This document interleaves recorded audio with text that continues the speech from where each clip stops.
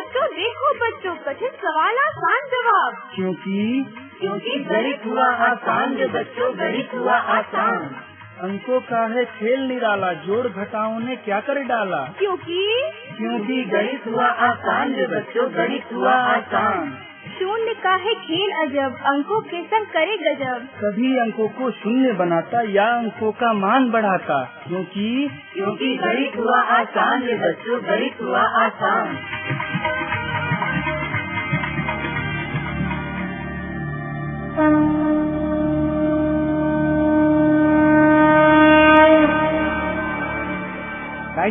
FM पर मैं हूँ आपके साथ आपका दोस्त बसंत। गणित हुआ आसान के एक और अंक के साथ जुड़ चुके हैं अलवर की आवाज में।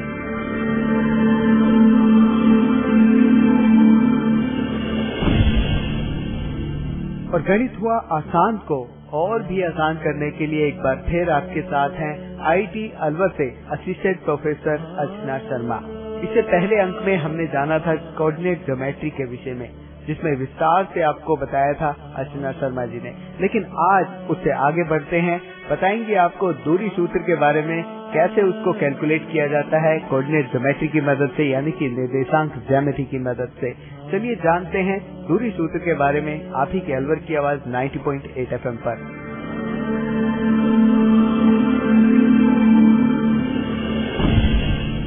नमस्कार बच्चों, मैं अर्चना शर्मा IIT अलवर से assistant professor department of mathematics. मजे की बात बच्चों ये थी कि पाइथागोरस को निर्देशांक गणित का कोई आइडिया नहीं था।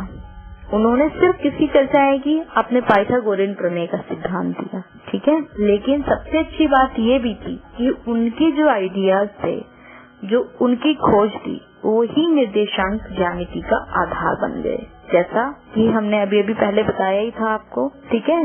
एक और बात, यहाँ पर एक और बहुत मजेदार बात हम ऐड करने जा रहे हैं बच्चों। किसी भी वृत्त के किसी बिंदु से केंद्र तक की दूरी त्रिज्या कहलाती है। मैंने जैसा कि आपको बताया था, त्रिज्या को पाइथागोरस ने समकोण त्रिभुज का कर्ण माना। यानी कितनी मजेदार बात होगी बच्चों, अगर आप वृत्त के अंदर एक त्रिभुज बनाएंगे और वो त्रिभुज कैसा होगा त्रिभुज, कैसा त्रिभुज बता रहे हैं, वो ये कह रहे हैं कि जो त्रिज्या होगी वो कैसे काम करेगी, समकोण त्रिभुज की तरह। त्रिज्या कैसे काम करेगी, कर्ण की तरह, ठीक है। तो डेस्कार्ट, जो कि निर्देशांक ज्यामिति के पिता कहे जाते हैं, इन्होंने ही बीजगणित से ज्यामिति को जोड़ा। यानी बीजगणित से ज्यामिति का सफर तय करने वाले हमारे गणितज्ञ डेस्कार्ट ही हैं।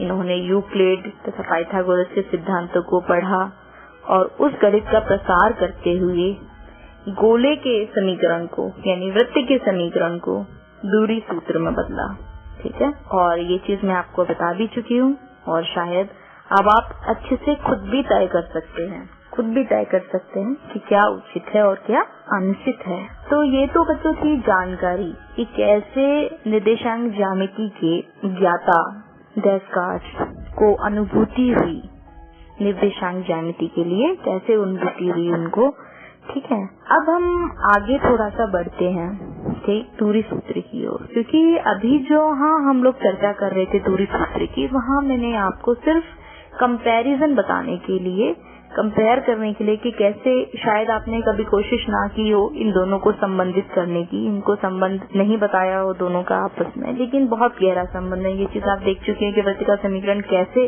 दूरी का सूत्र बन जाता है, ठीक है। तो हम अब आगे बढ़ते हैं। कई बार बच्चों आपने देखा होगा, जैसे मैंने आपको 3 निर्देशांक दे दिए। अब 3 निर्देशांक, कुछ इस तरीके के निर्देशांक दिए मैंने आपको, मतलब 3 बिंदुओं की स्थिति मैंने आपको बता दी। अब आपने कार्य तल पर उन तीनों बिंदुओं को ड्रॉ करिए, उनको अपने ग्राफ पेपर पे ड्रॉ करिए। और हो सकता है वो तीनों बिंदु इस तरीके से दिए गए हैं कि वो तीनों बिंदु से मिलकर कोई रचना आपको प्राप्त होती है, और मान लीजिए कि वो रचना त्रिभुज की होती है, ठीक है। ऐसे ही मैंने आपको 4 या 5 बिंदु दे दिए। तो कहने का मतलब ये है कि जो हमारी निर्देशांक ज्यामिति है, जिसमें हम बिंदुओं की स्थिति ज्ञात करते हैं, ये बिंदुओं की स्थिति ही आगे चलकर हमको बड़ी बड़ी वस्तुओं की आकृति से अवगत करा देती है। समझ रहे हैं बच्चों? यानी आपको अगर कोई आकृति बनानी है तो उससे पहले आपको उस आकृति के हर पॉइंट को जानना होगा।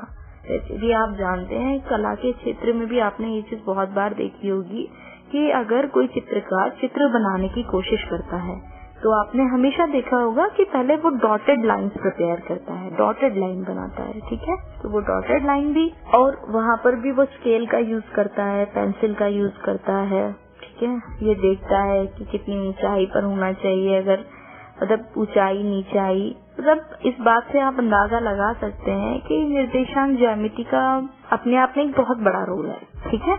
चलिए, तो दूरी सूत्र की हम बात कर रहे थे। अब जो मैं आपसे बात करने चाह रही हूँ, कभी आपने आकृतियों की हम लोग बात कर रहे थे, तो शायद आप निर्देशांकों को स्टडी करने के बाद, निर्देशांकों के बारे में जानने के बाद अब आप ये अच्छे से जान सकते हैं, और शायद आपने अपनी पिछली क्लासेस में या आपने अभी अपने पिछले चैप्टर्स में ये चीज पढ़ी होगी कि दो चरों वाली रेखिक समीकरण को अगर जब आप आलेखित रूप से निरूपित करोगे, आलेखीय रूप से अगर आप निरूपित करोगे तो एक सरल रेखा प्राप्त होगी। रेखीय समीकरण समझते हैं सब लोग।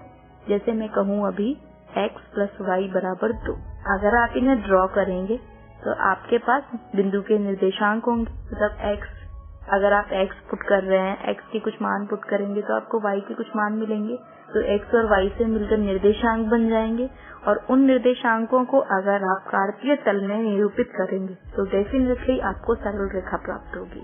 इसी प्रकार जब द्विघात समीकरण को आलेखित किया जाता है, जैसे y = a × x² + b × x + c, यानी a, b, c यहाँ पर कैसे हैं? कॉन्स्टेंट्स हैं, ठीक है, अचर राशियां हैं। जब भी द्विघात समीकरण को आलेखित करोगे तो परवलय आकृति बनेगी, ठीक है।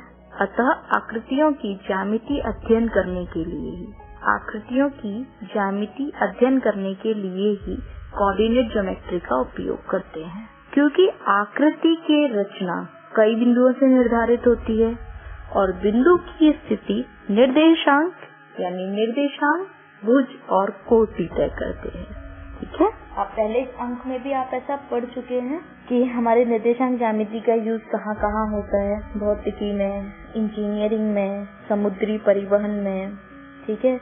भूकंप से रिलेटेड जो भूकंप आता है ना, अर्थक्वेक जो आता है, तो अर्थक्वेक संबंधित जो रिएक्टर मापन जो होता है, उस मापन शास्त्र में भी निर्देशांक ज्यामिति का ही यूज होता है, ठीक है। और कभी गौर करिएगा, जो एरोप्लेन उड़ता है, एरोप्लेन का जो पाथ डिस्क्राइब किया जाता है, एरोप्लेन को ये बताया जाता है क्योंकि ऊपर तो पता नहीं है, रोड तो बनी नहीं है ऊपर आकाश में, तो जो ट्रैफिक कंट्रोलर, जो जमीन पर जो ट्रैफिक कंट्रोलर जहाँ उनका ऑफिस बना हुआ है, वहाँ से ही उनको निर्देश, सिग्नल्स दिए जाते हैं कि कहाँ कहाँ आपको चलना है। तो वो जो सिग्नल्स बनाए जाते हैं, सिग्नल्स के लिए भी निर्देशांक ज्यामिति का ही यूज होता है, ठीक है। तो थोड़ी देर चर्चा करते हैं हम लोग। अभी सबसे पहले एक छोटा सा उदाहरण मैं दूंगी आपको। मान लीजिए श्याम एक बच्चा है, वो मान लीजिए बिंदु A पर है। बिंदु A का मतलब हो गया कि वो 0 पॉइंट पर खड़ा है। मतलब आपका जो कार्तीय तल है ना, कार्तीय तल आप सबको मालूम है कैसे, कार्तीय तल में क्या क्या होता है, 4 क्वाड्रेंट होते हैं जिनको हम चतुर्थांश कहते हैं, ठीक है। जहाँ पर दोनों अक्ष काटते हैं उनको मूल बिंदु कहते हैं, ठीक है। तो जो श्याम है वो मूल बिंदु पर खड़ा है। कहाँ खड़ा है? मूल बिंदु पर। श्याम को मूल बिंदु को मैं A कहूंगी। श्याम को बिंदु B पर जाना है, और जो B की दूरी है, वो B की दूरी कुछ इस तरह तय करेगा। सबसे पहले श्याम बिंदु A से यानी मूल बिंदु से पूरब की ओर 12 किलोमीटर, उसके बाद उत्तर की ओर 10 किलोमीटर चलेगा। तो आप मुझे ये बताइए, क्या आप ये बता सकते हैं कि A से बिंदु B तक की दूरी, बिंदु B की दूरी का मतलब क्या हुआ? उत्तर की ओर 10 किलोमीटर गया है वो, ठीक है। तो जहाँ उत्तर की ओर 10 किलोमीटर गया है वहाँ वो लास्ट पॉइंट हो गया, उसका लास्ट बिंदु हो गया पहुँचने का, ठीक।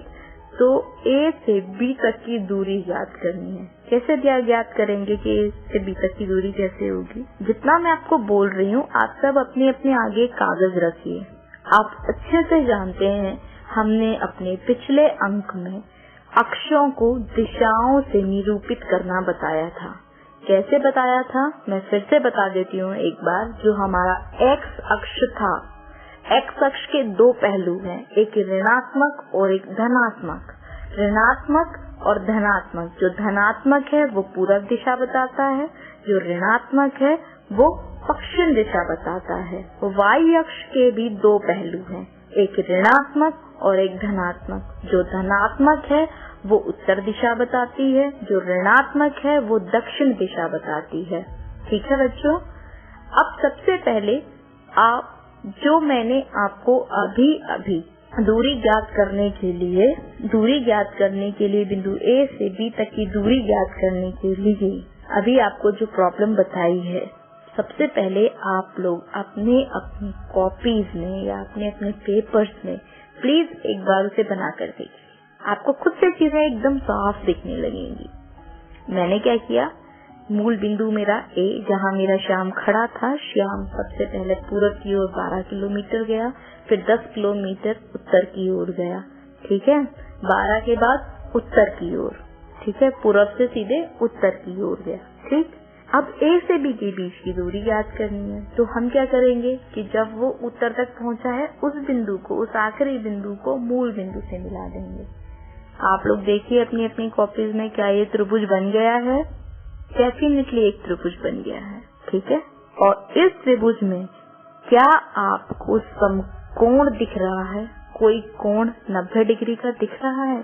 बिल्कुल। जब आप पूरब से उत्तर की ओर जाने लगे तो आप कैसे चल रहे हैं? बिल्कुल कैसी स्थिति में चल रहे हैं? स्ट्रेट चल रहे हैं, बिल्कुल सीधे सीधे चल रहे हैं। तो उत्तर और पूरब के बीच में जो कोण बनेगा वो कैसा बनेगा? 90 डिग्री। और उसके सामने जो सम्मुख भुजा है वो कैसी होगी? तिरछी। जो तिरछी है सम्मुख भुजा मतलब 90 डिग्री के सामने वाली भुजा कैसी होगी? कर्ण। कैसा होगा? कर्ण। यानी कि एक समकोण त्रिभुज है, और अगर समकोण त्रिभुज का मुझे आधार पता है, लंब पता है, तो क्या मैं इसका कर्ण नहीं निकाल सकती? अभी मैंने आपको पाइथागोरस प्रमेय बताई थी। पाइथागोरस प्रमेय का क्या मतलब है? कर्ण का स्क्वायर बराबर लंब का स्क्वायर प्लस आधार का स्क्वायर। आधार कौन सा? जब श्याम उत्तर की ओर 12 किलोमीटर चला। लंब कौन सा? जब श्याम उत्तर से पूरब की ओर चला। तो 12 का स्क्वायर यानी 12 का वर्ग प्लस 10 का वर्ग, दोनों का वर्ग करेंगे, कितना वर्ग आएगा? 12 का वर्ग क्या होता है? 144। और 10 का वर्ग क्या होता है? 10 का वर्ग कितना होगा? पूरे 100। कितना होगा? 100। तो यानी जो आपके पास कर्ण का वर्ग आएगा वो कितना होगा? 244 किलोमीटर। 244 किलोमीटर यानी आपके पास कर्ण का वर्ग आ गया। ठीक है, अब कर्ण अगर आप AB मान रहे हैं, कर्ण कैसा होगा? A से B, तो AB का मान कितना आएगा? 144 प्लस 100, अभी आपने जोड़ा 244, 244 का वर्गमूल। ठीक है, तो A और B के बीच की दूरी होगी 244 का वर्गमूल। ठीक है, और आप दूरी की यूनिट भी साथ में लिख देंगे, किलोमीटर। ठीक है, समझ आया आपको? ये बात तब तक ठीक थी जो अभी हमने जो चर्चा की। आप यहाँ पर ये भी सोच सकते हैं कि हमें दूरी सूत्र ज्ञात करने की जरूरत क्या थी, जब हमने पाइथागोरस प्रमेय से ही दूरी ज्ञात कर ली। लेकिन यहाँ पर भी एक छोटी सी प्रॉब्लम थी। प्रॉब्लम ये कि यहाँ पर अगर फिक्स दिशाओं में ही मूवमेंट किया जाए, फिक्स दिशाओं में ही इधर से उधर चिन्ह अंकित किए जाएं, बिंदु बनाए जाएं, तो दूरी ज्ञात करना आसान था।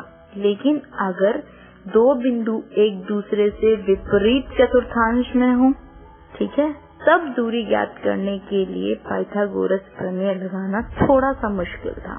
ठीक है, और इसी को आधार मानते हुए डेस्कार्ट्स ने पाइथागोरस प्रमेय से प्रेरणा ली और इसको आगे एक्सटेंड कर दिया। ठीक है, तो सबसे पहले अब हम सीखेंगे किन्हीं दो बिंदुओं के बीच की दूरी ज्ञात कैसे की जा सकती है। तो अभी आपने उदाहरण तो समझ ही लिया है, ठीक है। सबसे पहले हम क्या करेंगे, आपके पास जब भी दो बिंदु गिवन हो, दो बिंदु दिए रहेंगे आपको। पहले बिंदु को मान लीजिए x1 y1 या फिर x1 y1 आप रहने दीजिए, आप कंफ्यूज हो जाएंगे, ठीक है। तो आपको किसी भी समतल में दो बिंदु दिए होंगे। पहले बिंदु के निर्देशांक होंगे x, y, दूसरे बिंदु के निर्देशांक होंगे p, q, ठीक है। आपको इन दोनों बिंदुओं के बीच दूरी ज्ञात करनी है, ठीक। तो बिंदु सूत्र, मैं यहाँ आपको सूत्र को सिद्ध करना नहीं बता रही हूँ, मैं यहाँ पर आपको सिर्फ सूत्र बता रही हूँ कि जब आपको दो बिंदुओं के निर्देशांक दिए हों तो आप दोनों बिंदुओं के बीच दूरी कैसे ज्ञात करें, ठीक है। तो जो दूरी सूत्र है, दूरी सूत्र को हम लोग d से डिनोट करेंगे, d फॉर डिस्टेंस, ठीक है। डिस्टेंस बराबर, सबसे पहले आप वर्ग करेंगे किसका, भुज, जो आपको निर्देशांकों के भुज जो मिले हुए हैं, जो भुज हैं, भुजों के अंतर का योग पहले वर्ग करेंगे। भुजों के अंतर का वर्ग, भुजों के अंतर का वर्ग कैसे, मैंने आपको बताया। पहले वाले निर्देशांक में भुज क्या है x, दूसरे वाले निर्देशांक में भुज क्या है p, यानी पहला भुज का अंतर क्या आएगा x माइनस p। अब x माइनस p का होल स्क्वायर कर दीजिए, वर्ग कर दीजिए, कर दिया, ठीक है। बीच में प्लस का निशान लगाइए, फिर लिखिए कोटियों का अंतर। कोटि क्या क्या है, पहले बिंदु की जो कोटि है वो क्या है y, और दूसरे बिंदु की जो कोटि है वो क्या है q। तो y माइनस q और y माइनस q का वर्ग कर दीजिए, दोनों वर्गों को जोड़ दीजिए, ठीक है।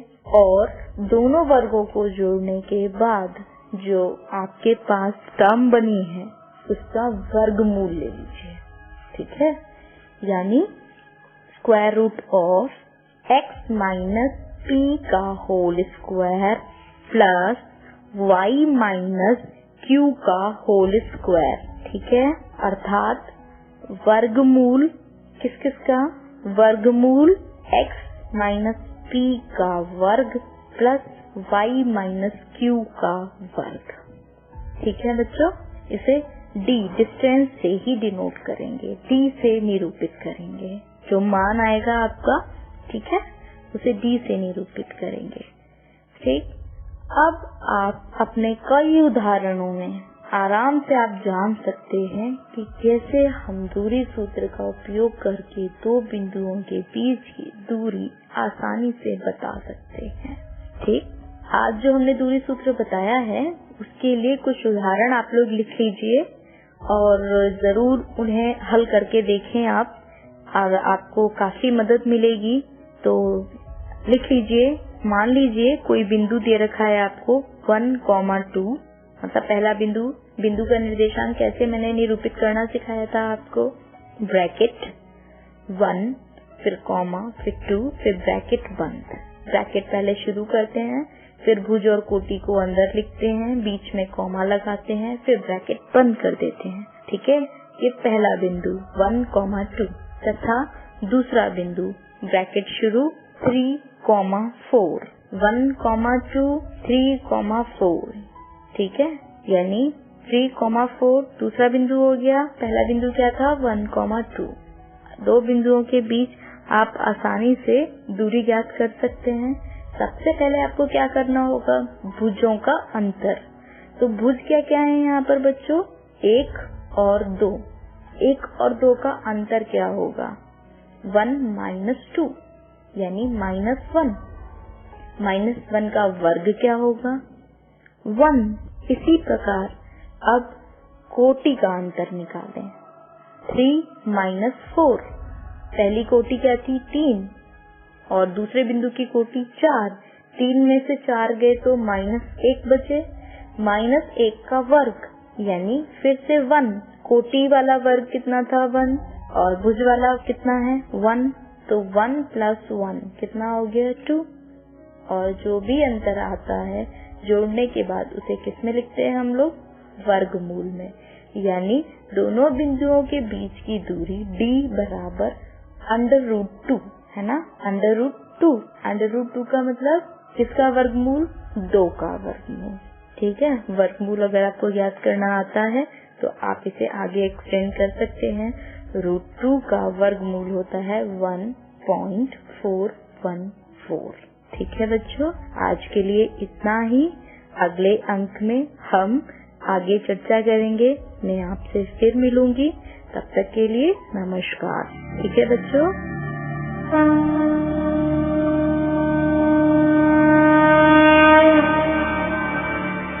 तो दोस्तों, कैसा लगा आपको प्रोग्राम? हमें उम्मीद है कि अब आपको अच्छे तरीके से समझ में आ गई होगी कोऑर्डिनेट ज्योमेट्री यानी कि निर्देशांक ज्यामिति, और उसकी मदद से कैसे हम दूरी सूत्र लगाकर दूरी ज्ञात कर सकते हैं। इन सब के बारे में आपको बता रही थी IIT अलवर की असिस्टेंट प्रोफेसर अर्चना शर्मा। और साथ ही अब आपको लेके चलते हैं कुछ अपने कम्युनिटी की ओर, उनसे जानते हैं कि क्या कहना है उनका गणित के विषय में, कितना उनको समझ में आता है और कितना नहीं आता है। तो चलिए चलते हैं।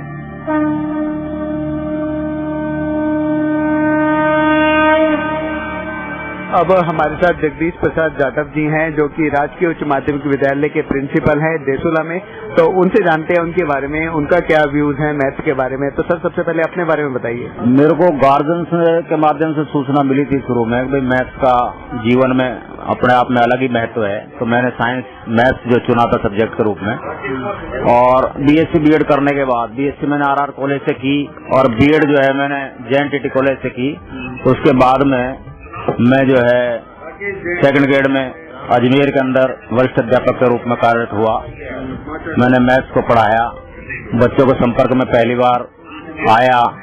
उसके बाद महसूस किया भाई मैथ्स जो है, मैं बच्चे अधिकतर कुछ घबराते ज्यादा हैं, लेकिन जिन बच्चों को इसमें इंटरेस्ट आता है वो काफी लंबे समय तक इसको बड़े रोचक तरीके से करते चले जाते हैं। मेरा भी मतलब यही हाल रहा था शुरू में, जब मैं इस लाइफ में था, स्टूडेंट लाइफ में, काफी देर रात तक जो है मैं सवालों को करता रहता था और बड़ा इंटरेस्ट आता था मुझे इसमें। तो बाकी वैसे एज ए टीचर हनुमानगढ़ में सेकेंडरी स्कूल HM रहा, खानपुर अहीर रहा, बुर्जा में रहा, और यहाँ तक कि BO रामगढ़ और लक्ष्मणगढ़ रहा। तब भी जब क्लासों का इंस्ट्रक्शन करता था तो मैथ्स को जाकर के खुद पढ़ाता था और बच्चों में कुछ इंटरेस्ट जो है जागृत हो इसके लिए प्रयास करता था। और आज भी मैं देसुला स्कूल के अंदर बच्चों में मोटिवेशन का काम कर रहा हूँ। जिस समय मैंने यहाँ ज्वाइन किया था, मैथ्स के दोनों टीचर्स जो है उनका तबादला हो चुका था, पदोन्नति हो चुकी थी, तो पद खाली था। दोनों क्लासें 9th 10th की मैंने ही ली, मैंने उनको पढ़ाया। उसके बाद शीघ्र पद भर गए, फिर वो लोग पढ़ा रहे हैं। तो गणित के अंदर जो है, क्योंकि मैं गणित का स्टूडेंट रहा, मुझे काफी रुचि है और जब भी समय मिलता है निरीक्षण का, गणित की तरफ मेरा ज्यादा रुझान रहता है और बच्चों को जो है मोटिवेशन देने का काम हम लोग करते हैं। बच्चे काफी रुचि लेने लगे हैं और अलवर की आवाज कार्यक्रम के तहत जब स्कूल जुड़ा है, यहाँ पे लोग बागों का आना जाना हुआ है, तो कुछ बच्चों में और विशेष जो है जागृति मैथ्स के प्रति हुई है खास तौर से। तो मैं इनका भी शुक्रिया अदा करना चाहूंगा कि इस चैनल के माध्यम से ये लोग आते रहते हैं, बच्चों को कैसेट्स वगैरह सुनाते हैं, अपनी आवाज सुनाते हैं और टीचर्स का बच्चों का फीडबैक भी लेते हैं। बच्चों में काफी जागृति इस विषय के प्रति खास तौर से आई है। और एक सर ये जानना चाहेंगे कि आपके समय का जो मैथ था, जब आपने पढ़ा था, आपकी रुचि थी मैथ में, इसलिए आप अच्छे से कर पाए। और अगर आज के बच्चों की अगर बात की जाए, आज के बच्चों को भी आप देखते हैं कि भाई क्यों मैथ से मतलब वो डरते हैं। देखो, डंडिया माथुर की जो मैथमेटिक्स थी 10वीं में हमने वो पढ़ी, बहुत ही सिस्टमेटिक तरीके से वो मैथ जो है की पुस्तक लिखी हुई थी, बड़ा इंटरेस्टेड मतलब जो है मैथ था। अब जो किताबें हैं वो विचित्र तरीके से छपी हुई हैं। इसके अंदर जो है बच्चों को बीच बीच में तो एक्सरसाइज करने को है तो सही, लेकिन उसका जो सिस्टम है पुरानी पद्धति से कुछ अलग हटके है। ऊपर जो बातचीत होती है तो कहते हैं NCERT के माध्यम से जो पाठ्यक्रम को जो निर्धारित करती है कमेटी, उन्होंने रिकमेंड किए, उसके आधार पर ये हैं। तो चूंकि वो कोई न कोई सीनियर आदमी हमारे रहे हैं, इसलिए हम उनको चैलेंज तो नहीं कर सकते, लेकिन फिर भी काफी परिवर्तन है पुरानी पुस्तकों में। इसमें जिस तरह का इंटरेस्ट उसमें पैदा हुआ करता था, उस तरह का इन पुस्तकों में नहीं है। आपसे जानना चाहेंगे RTE के बारे में कि RTE क्या है। RTE के तहत जो है जब से ये एक्ट बना गवर्नमेंट का, तो शिक्षा में जो है पहले तो ये बात आई कि साहब उसमें किसी को फेल नहीं करना है। वो चाहे मतलब उसकी उपस्थित दिनों की संख्या कम हो या ज्यादा हो, इस तरह उसका चाहे कम रह जाए, लेकिन उसको जो है उत्तीर्ण ही करना है। कार्य की अधिकता को देखते हुए लोगों में जो इस तरह की भावना जागृत हुई कि अध्यापक ने तो ये सोचा कि भाई लोग बाग जो है इनको बच्चों को जब हमको फेल करना ही नहीं है तो ये चाहे इनका स्तर कम रह जाए या ज्यादा रह जाए कोई फर्क नहीं पड़ता। और बच्चे के अंदर और अभिभावक में भी ये धारणा आई है कि साहब बच्चे को फेल तो कर नहीं पाएंगे टीचर, इसलिए कम जाता है ज्यादा जाता है कोई फर्क नहीं पड़ता, 8वीं की मार्कशीट और डिग्री तो हमें कम से कम मिल ही जाएगी। तो ऐसी स्थिति जो पैदा हुई है, उस स्थिति में जबकि बच्चों को गणित में तो आगे बढ़ाने के लिए रेगुलर मेहनत की आवश्यकता है, उसको रोजाना पढ़ना पढ़ाना बहुत जरूरी है, तो उसमें बच्चा जो है नियमित नहीं रह पाया है। अनियमितता जो हुई है उससे गैप काफी आ गया और उससे सब्जेक्ट के प्रति रुझान जो कम हुआ है। जब तक मेरिट नहीं आएगी, जब तक बार बार बच्चों का टेस्ट नहीं लेंगे और उसका जो स्तर का ज्ञान अपन को नहीं होगा, यहाँ पर जो है 8वीं तक संस्था प्रधानों को अपने स्तर पर ही छोड़ दिया है। संस्था प्रधानों ने टीचर को अपने स्तर पर एग्जाम लेने के लिए छोड़ दिया है। तो ऐसी स्थिति में मतलब परीक्षाएं कम हो रही हैं और परीक्षा का महत्व लगभग खत्म सा हो गया है। और ये परीक्षा का जब ये खत्म हो गया है तो मेरिट बच्चों में डेवलप नहीं हो पा रही है। तो वो जो है 8वीं तक काफी समय गुजार चुका होता है और अपने जीवन को सफल करने के लिए उसके अंदर जितना मतलब सीखना होता है उतना सीख नहीं पाता, इसलिए फिर आगे वो पिछड़ जाता है। तो इसमें कहीं ना कहीं उन बच्चों के लिए पार्शलिटी नहीं है कि जो बच्चे मतलब अच्छे से पढ़ाई कर रहे हैं, जो मेहनत करना चाहते हैं, सीखना चाहते हैं, वो उनको भी उन्हीं से कंपेयर करती है, अभी वो भी सब पास हो जाएंगे, तो उसमें एक कंपटीशन की भावना जो होती है बच्चों के बीच में वो खत्म सी हो गई है। हाँ बिल्कुल, वो जब तक बार बार हम टेस्ट नहीं लेंगे, परीक्षाएं नहीं लेंगे तो कंपटीशन के अंदर बच्चा बैठने को तैयार होगा ही नहीं। इसलिए ऐसे बच्चे जो बहुत अच्छी तरीके से स्कूलों में पढ़ रहे हैं और जो बार बार जिनकी परीक्षाएं हो रही हैं, बार बार जो कंपटीशन एग्जाम में बैठ रहे हैं, तो वो जो तैयार हो रहे हैं वो जिनकी कोई परीक्षा नहीं हो रही है, कोई मेरिट में डेवलप नहीं हो रही है, तो ऐसे बच्चे जो उनको आगे भविष्य में दोनों को एक जगह पे उतारेंगे तो निश्चित रूप से वो गैप साफ नजर आएगा। और ये बच्चे जो है निरक्षर टाइप ही हैं, इनमें कोई जो है केवल साक्षर कह सकते हैं, एक प्रमाण पत्र लिया हुआ कह सकते हैं, बाकी जीवन में जितना इनको 8वीं तक सीख जाना चाहिए उतना ये बिल्कुल नहीं सीख पा रहे हैं। किस तरह से इम्प्रूवमेंट किया जा सकता है? आरटी के तहत जो जितनी 75% उपस्थितियां हैं वो बिल्कुल जरूरी होनी चाहिए और पहले की तरह टेस्टें भी हों और जो है अर्धवार्षिक परीक्षाएं, वार्षिक परीक्षाएं, उनका महत्व हो, जिला समान परीक्षा से इनको जोड़ा जाए और पूरे राष्ट्र को ही जो है एक परीक्षा योजना के तहत प्रश्न पत्र व्यवस्था से जोड़ा जाए ताकि सभी बच्चों में एक जैसी जो भावना डेवलप हो और उतना ही जो है वो सीख पाएं, तब जाकर के ही उनमें मेरिट भी डेवलप हो पाएगी और वो साक्षर की श्रेणी में भी आ पाएंगे और आगे बढ़ पाएंगे। जी, और साथ ही चलते चलते बच्चों को क्या मैसेज आप देना चाहेंगे अपने अलवर के? मैसेज मेरा तो सभी बच्चों के लिए यही है कि भाई आप एक नियमित पाठ्यक्रम मतलब समय विभाग चक्र बना करके और घर पर भी आप पढ़ने का जो योजना तैयार करें, घर पर भी इसको पढ़ें, अध्यापकों से ज्यादा सीखें, अपने मित्रों से सीखें और जीवन में आप जो है पढ़ते रहें।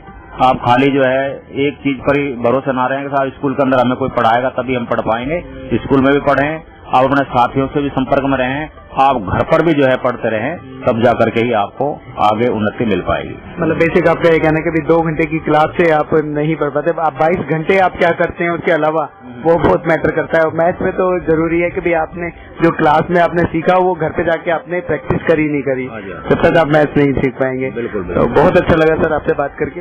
थैंक यू सर, बहुत बहुत धन्यवाद।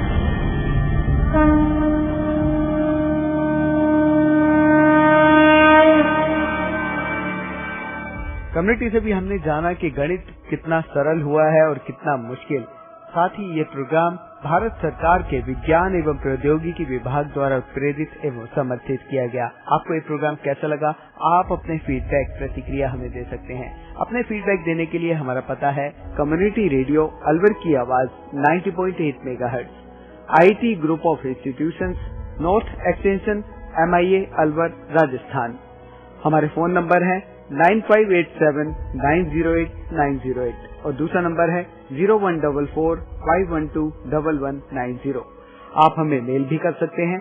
हमारी ईमेल आईडी है radioalwar@gmail.com और साथ ही इस प्रोग्राम को आप ऑनलाइन यानी कि इंटरनेट पर भी सुन सकते हैं। इंटरनेट पर सुनने के लिए आपको लॉगिन करना है www.iitalwar.com iDesRadioLive.com पर। और साथ ही मैथमेटिक्स यानी गणित हुआ आसान के एपिसोड आप ऑनलाइन यानी कि इंटरनेट के माध्यम से एक दुनिया अनेक आवाज के वेबसाइट पर भी सुन सकते हैं। वेबसाइट है www.edaa.in। लॉग इन कीजिए और कहीं भी बैठकर ऑनलाइन आप इन मैथमेटिक्स के प्रोग्राम को सुन सकते हैं। इसी के साथ अपने दोस्त बसंत को दीजिए इजाजत। नमस्कार। आओ बच्चों, देखो बच्चों, कठिन सवाल आसान जवाब। क्योंकि गणित हुआ आसान रे बच्चों, गणित हुआ आसान। अंकों का है खेल निराला, जोड़ घटाओं ने क्या कर डाला। क्योंकि गणित हुआ आसान रे बच्चों, गणित हुआ आसान। शून्य का है खेल अजब, अंकों के संग करे गजब। कभी अंकों को शून्य बनाता या अंकों का मान बढ़ाता। क्योंकि गणित हुआ आसान रे बच्चों, गणित हुआ आसान।